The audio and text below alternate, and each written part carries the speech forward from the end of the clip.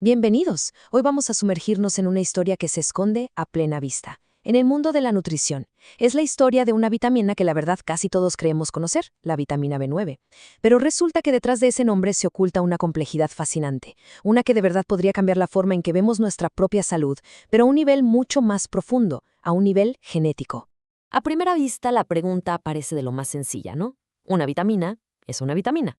Pero miren, cuando empezamos a hablar específicamente de la vitamina B9, la respuesta se complica muchísimo. De repente nos metemos en un laberinto bioquímico con implicaciones, con implicaciones sorprendentes y sobre todo muy personales para la salud de cada uno. Y eso es justo lo que vamos a desvelar en los próximos minutos. Vamos a quitar las capas para ver cómo las diferentes caras, las distintas personalidades de la vitamina B9 interactúan con nuestro ADN, con nuestro cerebro y con nuestro sistema inmune de formas que, de verdad, apenas estamos comenzando a comprender. Así que pónganse cómodos porque esto es un viaje al corazón de nuestra propia bioquímica. Aquí tenemos nuestra hoja de ruta para hoy. Primero, vamos a abordar el rompecabezas de la vitamina B9. Después, les presentaré a los miembros de la familia B9, porque no son todos iguales.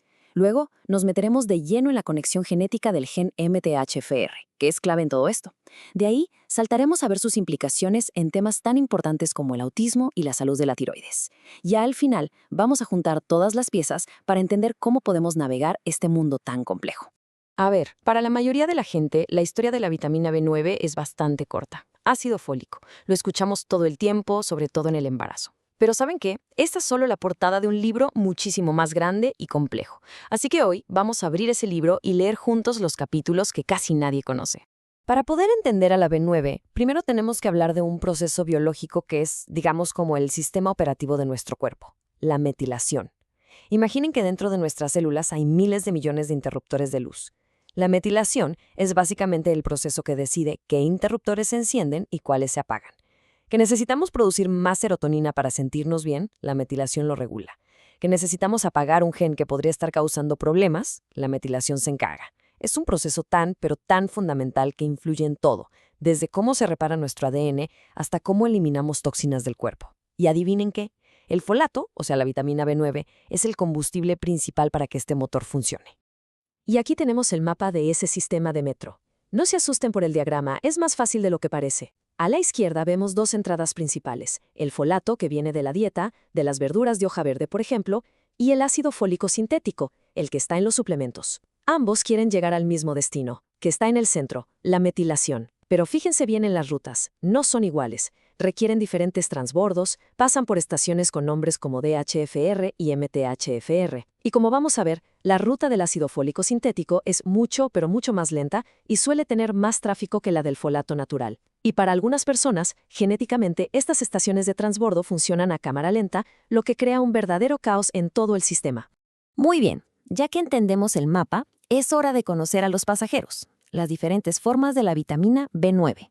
Y créanme, entender las diferencias entre ellas es la clave para descifrar todo este misterio.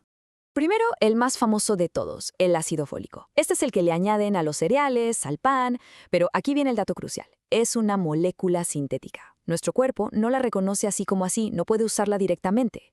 Para poder aprovecharla, tiene que pasar por varios pasos de conversión. Y el primero de ellos depende de una enzima en el hígado que se llama DHFR. ¿Y cuál es el problema? Pues que en los humanos esta enzima es increíblemente lenta y poco eficiente. Es el primer gran cuello de botella en nuestro sistema de metro. Y aquí es donde entra en juego el ácido folínico. Este es como nuestro Pass Express. Piénsenlo de esta forma. El ácido folínico es como si ya hubiera pasado el primer control de seguridad del metro. Como es una forma que ya está un paso más adelantada en la ruta metabólica, se salta por completo ese primer cuello de botella, esa enzima lenta, la DHFR. ¿Y esto qué significa? Pues que el cuerpo puede empezar a trabajar con él de una forma muchísimo más rápida y eficiente. Y finalmente, llegamos al destino final, el metilfolato, también conocido como 5-MTH. Esta es la forma definitiva, la molécula que ya está lista para usar. Es la moneda universal que nuestro cuerpo utiliza para pagar por todas esas reacciones de metilación que mencionamos antes. Es la forma que se encuentra de manera natural en alimentos como las espinacas y es la que nuestro cuerpo necesita para que todos esos interruptores genéticos funcionen como deben. Esta tabla resume las diferencias a la perfección. Fíjense, el ácido fólico necesita a la enzima lenta DHFR. El ácido folínico se la salta. Y el metilfolato no necesita ninguna conversión, ya está listo. Ahora, pongan atención a la última fila, preocupación potencial. Con el ácido fólico, el riesgo es que el exceso que no se convierte, el UMFA, se acumule en el cuerpo. Con el metilfolato, que es tan potente, el riesgo es que puede sobreestimular el sistema en algunas personas. Y como ven, el ácido folínico se posiciona justo en medio, como una opción intermedia. Y estas son justo las tensiones que vamos a explorar a continuación. Bueno, entonces, ¿por qué algunas personas no tienen ningún problema con el ácido fólico y otras sí? La respuesta, y esto es lo fascinante, no está en la vitamina. Está en nosotros, en nuestro propio manual de instrucciones genético, y específicamente en un gen que se llama MTHFR. Pensemos en la enzima MTHFR como si fuera el guardián de la última puerta, la más importante de todas. Es la que hace el último paso mágico de conversión. Toma el folato que ha logrado llegar hasta ahí y lo transforma en el valiosísimo metilfolato, la forma activa. Si este guardián no está, o si trabaja muy lento, todo el proceso se frena justo antes de llegar a la meta. Y aquí es donde la historia da un giro interesante. Para una gran parte de la población mundial, este torniquete genético se mueve mucho más lento de lo normal. Esto se debe a unas variaciones genéticas súper comunes conocidas como SNPs. Ojo, es muy importante entender que no son defectos ni enfermedades. Son simplemente diferencias en nuestro código genético, como tener los ojos azules o cafés. Pero en este caso particular, esa pequeña diferencia tiene un impacto directo y medible en la eficiencia con la que el cuerpo puede activar la vitamina B9. Y el impacto, como lo muestra esta gráfica, es realmente dramático. Si una persona hereda una copia de esta variación genética de uno de sus padres, la función de la enzima puede reducirse en un 35%. Pero si hereda 2 copias, una de cada padre, la eficiencia puede desplomarse hasta en un asombroso 70%. Pensemos un momento lo que eso significa. Una porción enorme de la población tiene una capacidad genéticamente reducida para producir la forma más importante de vitamina B9 que el cuerpo y el cerebro necesitan para funcionar correctamente. Y esta ralentización genética es lo que ha llevado a los investigadores a hacerse una pregunta muy lógica. Si el problema es un embotellamiento en la conversión del folato, ¿qué pasaría si le damos al cuerpo una forma de B9 que ya se salte ese embotellamiento?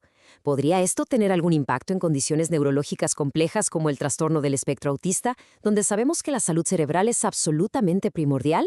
La ciencia en este campo es de verdad fascinante y apunta a un mecanismo muy específico. La investigación sugiere que en un subgrupo de niños con autismo, su propio sistema inmunitario comete un error y crea anticuerpos contra los receptores de folato del cuerpo.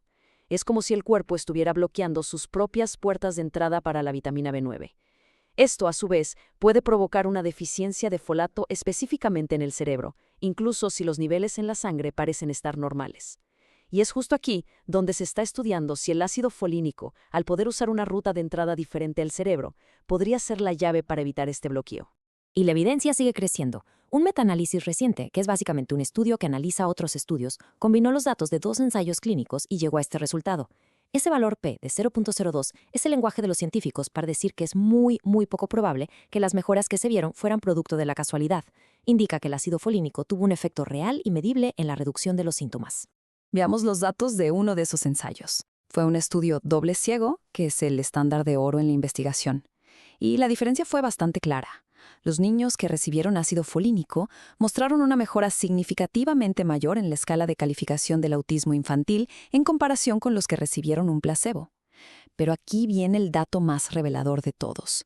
La mejora fue todavía más notable en el grupo de niños que dieron positivo para esos anticuerpos contra el receptor de folato, lo que sugiere que el tratamiento estaba funcionando justo donde se pensaba que debía funcionar. Y esta conclusión de un estudio piloto resume perfectamente el sentimiento que hay ahora mismo en la comunidad científica, un optimismo cauteloso. No estamos hablando de una cura, para nada, pero sí se considera una vía de investigación segura, factible y muy prometedora. Es un ejemplo clarísimo de cómo entender la bioquímica de cada individuo puede abrir nuevas puertas terapéuticas. Y ojo, esta conexión entre genes, inmunidad y B9 no se limita solo al cerebro. El impacto de la metilación y del gen MTHFR se extiende más allá del cerebro y tiene vínculos muy importantes con nuestro sistema inmunológico, particularmente con la glándula tiroides. La conexión entre el MTHR y la tiroiditis de Hashimoto, que es una condición autoinmune, es un área de investigación que está que arde. Aunque todavía no se ha demostrado una causa directa, la asociación es muy fuerte. Vemos que los pacientes con Hashimoto tienen una mayor probabilidad de tener estas variaciones del gen MTHR. Vemos que una metilación ineficiente complica la desintoxicación y la regulación hormonal, dos factores clave en la salud de la tiroides. Y por si fuera poco, una mala metilación se asocia con niveles altos de homocisteína, un marcador inflamatorio que a menudo está elevado en el hipotiroidismo. Todo parece indicar que apoyar el ciclo de metilación es crucial para manejar la autoinmunidad tiroidea. Muy bien. Hemos visto la ciencia, la genética, la investigación. Ahora vamos a unir todos estos hilos. ¿Qué significa todo esto en la práctica para una persona que está tratando de cuidar su salud? Este es el meollo del asunto.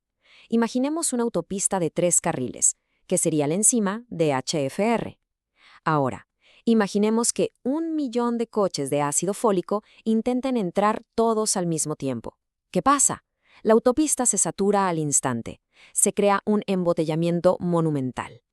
El resultado es este ácido fólico no metabolizado, o UMFA, que se queda ahí atascado en la sangre. Y aquí viene la gran paradoja. Este UMFA puede llegar a bloquear los receptores que el folato activo, el que sí sirve, necesita usar. Así que una persona puede hacerse un análisis de sangre, ver que tiene niveles altos de folato y, sin embargo, a nivel celular, estar muriéndose de hambre por la forma activa que su cuerpo realmente necesita. Y esto nos muestra la solución a ese embotellamiento. Si el ácido fólico es el coche que siempre se queda atorado en el tráfico, el ácido folínico es como tomar un atajo que evita el peor tramo de la autopista, saltándose la enzima DHFR. Y el metilfolato, el metilfolato es como ser teletransportado directamente al destino final. Para alguien cuyo sistema de conversión está ralentizado por la genética MTHF, usar estas formas más directas tiene todo el sentido del mundo. Sin embargo, y esto es muy importante, hay una advertencia. Saltar directamente a la forma más activa, el metilfolato, puede ser como pasar de 0 a 100 en un segundo. Para un sistema que ha estado funcionando a un ritmo lento durante años, esta avalancha repentina de combustible para la metilación puede sobrecargar los circuitos y causar efectos secundarios como ansiedad, insomnio o irritabilidad. Es una prueba más de que más no siempre significa mejor. Y es aquí donde el ácido folínico ofrece un término medio, un equilibrio perfecto. Le da al cuerpo un folato de alta calidad que ya superó el primer gran bloqueo, pero permite que la propia enzima MTHFR del cuerpo, aunque sea lenta, regule el ritmo final de la conversión. Es un enfoque mucho más suave, es un apoyo en lugar de un empujón. Busca un equilibrio calmado en lugar de un tráfico intenso o un sistema sobreestimulado. Ahora, para tener una visión completa, es crucial presentar el otro lado de la moneda. Los principales organismos de salud pública, como los CDC en Estados Unidos, se enfocan en la salud de la población, no del individuo. Y a nivel poblacional, la fortificación de alimentos con ácido fólico ha sido un éxito rotundo, reduciendo drásticamente los defectos del tubo neural. Su postura es que este beneficio masivo para la sociedad supera las preocupaciones sobre la bioquímica individual y que incluso las personas con variantes de MTHFR obtienen algún beneficio del ácido fólico. Y todo esto nos lleva a la gran pregunta sobre el futuro de la salud. ¿Estamos en el umbral de una nueva era? Una era en la que dejemos atrás las recomendaciones genéricas de una talla para todos y empecemos a nutrir nuestros cuerpos basándonos en nuestro manual de instrucciones único y personal.